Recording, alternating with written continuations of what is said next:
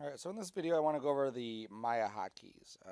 Incredibly important to know, obviously, for navigating, moving around, and such. So let's start at the top here and work our way through. Orbiting, view, tracking, panning. Let's close that. If we hold Alt, left mouse button, this is our orbiter. Middle mouse button is tracking, and then right is like zooming or dollying is what they call it. So Alt left, Alt middle, and Alt right. Okay, obviously we need to use all the time to get into that.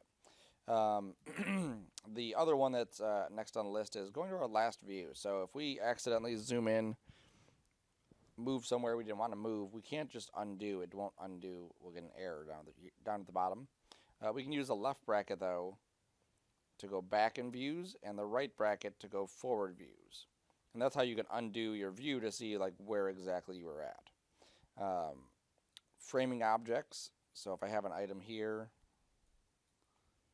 I can hit A to frame all so I can see everything. Or I can grab an item and hit F and it'll frame just that one item. Again, very helpful to be able to get to where you're needing to get to. The next ones up here are 4, which is wireframe mode. So if I need to see what this looks like in wireframe, or 5, which is shaded mode. 6, if I hit this, nothing is going to happen right now because there's no textures. But let's go and add a standard surface to this. Go to our color swatch, and I'm just going to add in a checkerboard. Okay, so if I hit 4, I don't see the checkerboard. I hit 5, I just see the shaded. If I hit 6, I'll see the checkerboard on here. And that's true for any texture you add to your items. If you don't hit 6, you will not see the texture. So you may want to highlight that one because usually people forget about it. And then 7 is lighting. So right now there's no lights in the scene, so just like before, I'm going to add a light. Now these lights are the default Maya ones. Let me go to the Arnold ones. And I believe, yeah, there we go. So we can kind of see that light working. I'm going to take the intensity up on it. There we go. And so now we can get a little preview of what the lighting is going to do in the scene. It's not a locked in, like, this is exactly what the lighting is going to look like, but it's a starting point representation of it. You can see we were even getting a little bit of a reflection in there as well. Okay. So that's all these 4 here. You'll notice they're in order, 4, 5, 6, 7. And then rough model, medium model, smooth model. So if I grab this sphere and I'm going to take the divisions down, so let's say 7.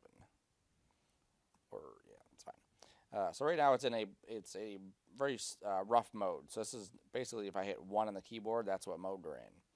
If I hit 3, it'll go into the smooth mode. You can see it's basically smoothing out that surface. And if I hit 2, it'll actually show me the rough and the smooth. Okay, so it'll render like this. If I hit 3, it'll render smooth. If I hit 1, it'll render like this. So you just want to be aware of that so that when you do animate something, that it is smoothed out if you want it smooth. Sometimes people forget about that. Standard full screen control spacebar. So if I hit control spacebar, you'll see that all of my menus and stuff disappear, so I can focus on just my viewport. Control spacebar again, we're back to where we were. Sometimes people like to work like that, so it's a quick hotkey. Also, the color of the background, Alt B, will cycle through the different colors of your background.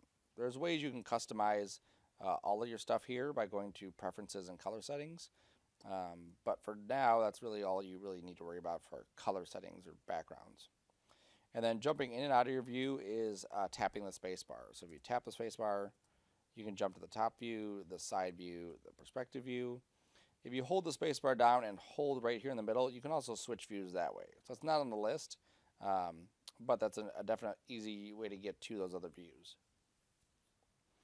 The menus at the top, modeling, rigging, animation, FX, and rendering. F2, F3, F4, F5, and F6. Okay, so just clicking those will switch to the different menus at the top, making it easier for you to get to those things if you needed to switch to a different menu. And again, holding down the space bar, this brings up the hotbox, which has all of those menu items listed right inside of it. These ones I don't need to really go over. Control New, Control O, and Control S for new scene, open scene, and save scene. Important ones to have on hand. moving and selecting stuff. So if I hit Q, this will bring up my selector, which is this arrow right here, so I can just select stuff. Okay. So I'm not moving anything. Sometimes you may accidentally, if you grab the move tool, you may think you're marqueing it, but you accidentally just move something out of the way. So you may want to grab the select tool, and then you can marquee and then switch to whatever tool you want. W is move, to move the item around. Oops. E is rotate, so you can rotate the item. R is scale, so you can scale the item. And then the next two, which are show manipulator and last tool used. Okay, so if I hit T, that brings up this area right here. So in this case, the last tool I used on this item was creating the sphere. So this basically brings up a little menu that says, okay, well, what radius do you want? How many divisions do you want? And I could adjust it from there. If I had something, let's say, I'm going to extrude, yes. I'm going to not keep faces together, and I'm going to pull this out. There we go. So let's say I switch to the move tool. I've clicked off of this, oops, and I'm done using that item. But then I want to go back and edit it. If I hit T on it, it'll bring up the last item that's inside my inputs here. If I go there, then I have these options where, again, I can adjust what these settings are. Maybe I do want to keep faces together or not. Maybe I want to add divisions between them. Maybe I want to get back to the original sphere. If I click on this sphere here, I get back to those original settings that I had, and then I can adjust all of those settings. Okay, so that's what that T is going to do. That's showing the manipulator for that last tool. The other one that's out there is Y. So I'm going to go to a spotlight, and this is a Maya spotlight. If I hit Y on this, it brings up a different manipulator, and basically it allows me to have the spotlight in one spot and having it aiming at another spot. So I can very easily kind of move around where I want this thing to light up. Okay, and there's also this little blue ticker where I can click that and get different options for what this is affecting on the light. Okay, so sometimes you'll use that as well for different items. A tool that people usually hit on accident, which is soft select. So I'm going to go to my vertices here, and I'm going to grab on this vertex, and I'm going to hit B, and you'll see how it changes color from that blue and purple color. Now I have yellows and reds in here along with purple, and then if I try to move this, I'm getting this like weird stretchy deformation. Okay, basically this is soft select, and it's showing us, you know, as I move the top point, it's softly moving the rest of them. Okay, so keep that one again in your tool bag, because at some point you're going to hit it on accident or need it and have to get to it. Increasing or decreasing the manipulator size. As I move stuff, this is my manipulator. If I use the minus keys or the plus keys, I can make that manipulator bigger or smaller. Okay, so good to have on hand. And then completing a tool is enter. So if I'm in a tool like, let's say I grab, I hit 5. I'm going to grab this section here, delete that. And then I'm going to go to my append tool, and I'm just going to click on this and then go there. So let's say that I'm done drawing after I get to this point. I'm done, I hit enter. Okay, and that gets me completing that tool. Okay. Some tools you may want to stay in, and you can hit that Y key, and it'll actually complete the tool and bring you back into it. So if I were to draw this, and I want to then draw this last section, I hit Y, and then it keeps me in that tool, and then once I'm all done, I can hit enter, and now it's done, closed off. Moving the pivot is D inside Maya, so if you hit D, you can just drag it. If you hold D, you can drag it, and then when you're done, you just let go, and it jumps back. I don't need to save that. Okay, so again, another hotkey you may need at some point is to change where that pivot is on something. Attribute editor is Control A. So typically I'll use the attribute editor to get to my materials, to get to different items that I'm adjusting. Let me hit 6 on here. I can go back to this arrow. There we go. I change the color of that item. Okay, through the attribute editor. Set key is S. And remember, when we hit S and set key on things, it's going to set keys on everything unless we have our settings changed to a different number or to a different setup. Undo is Z, so it's not Control Z. Control Z works, but Z, regular Z, is typically how you can do it. So save yourself the finger power and just hit regular Z. And then if you want to redo something, you just hit Shift Z, and it'll go through and it'll redo those commands that you did. Repeating an action is G. So if I did something, let's say I grabbed these three faces here, I extruded them, and then I want to extrude that again. I can just hit G, and it'll bring me back to the extrude. Hit G again. Maybe I'll take the offset in. Hit G again. Push this in. Okay, so G is like I just did something, I want to do it again. Hit G. Duplicating is Control D, and then duplicating transform is Shift D. As wonderful as this is, I'm just going to delete it.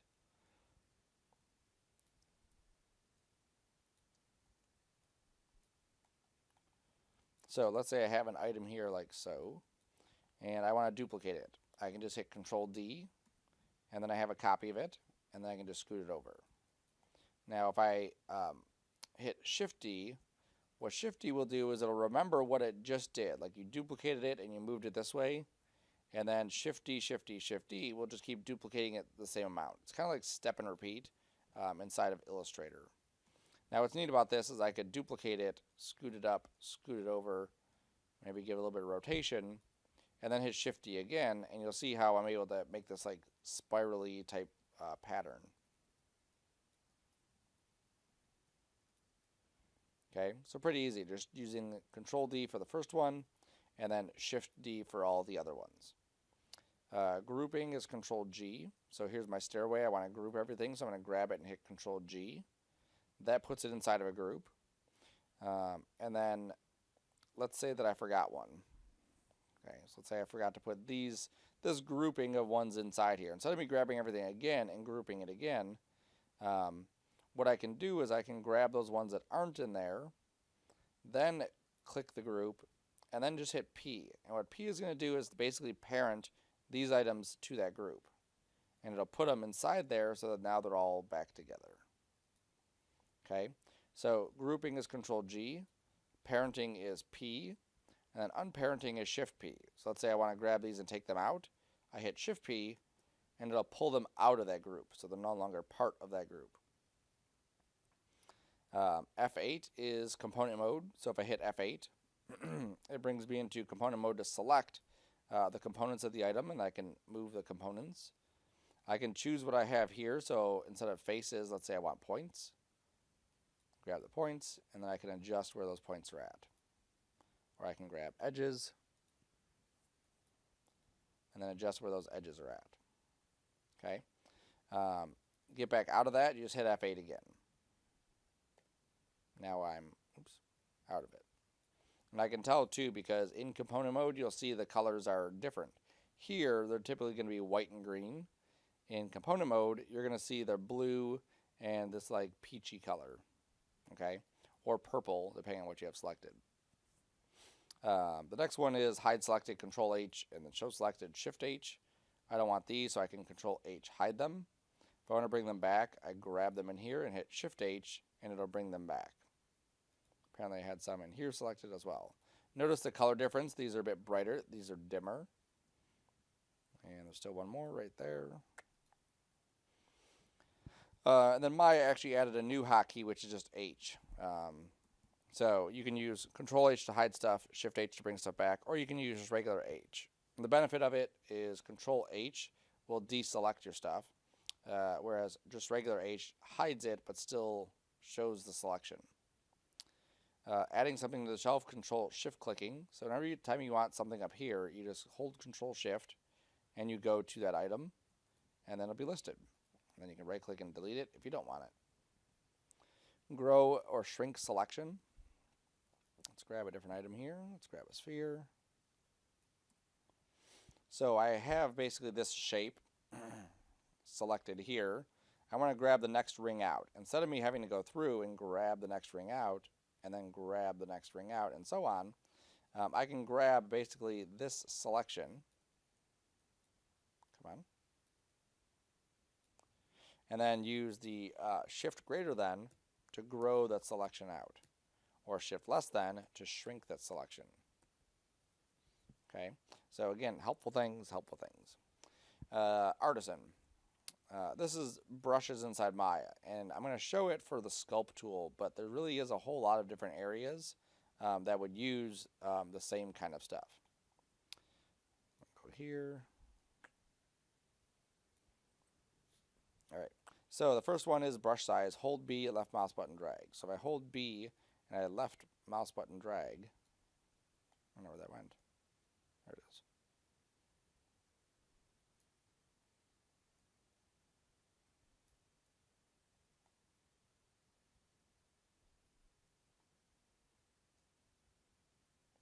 There it goes. I don't know why it took so long to do that. Now I've changed the brush size. Whoa, that's huge. So this is obviously adjusting those points. If I have too much, I can hold down M and left mouse button drag. Let me just shrink it here first, and then M and drag up. There we go. And now you can see I'm barely moving that. So that's maximum displacement, or strength is what that's doing. Inverting is control. So if I need to, instead of pulling, which is what this is doing, I hold control, I can then push into the surface. If I hold shift, it'll then smooth into the surface. Okay. And then using U, you can select what tool you're doing. Come on.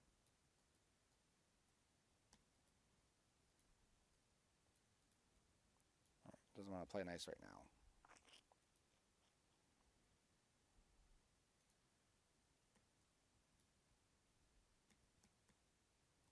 All right. So I did.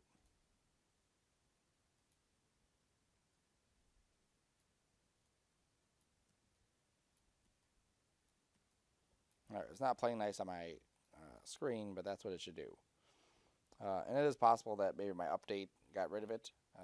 Sometimes it changes that, or I may have reassigned it. I'll look into that one, but that's what that hotkey is supposed to do, is allow you to choose which tool you're using.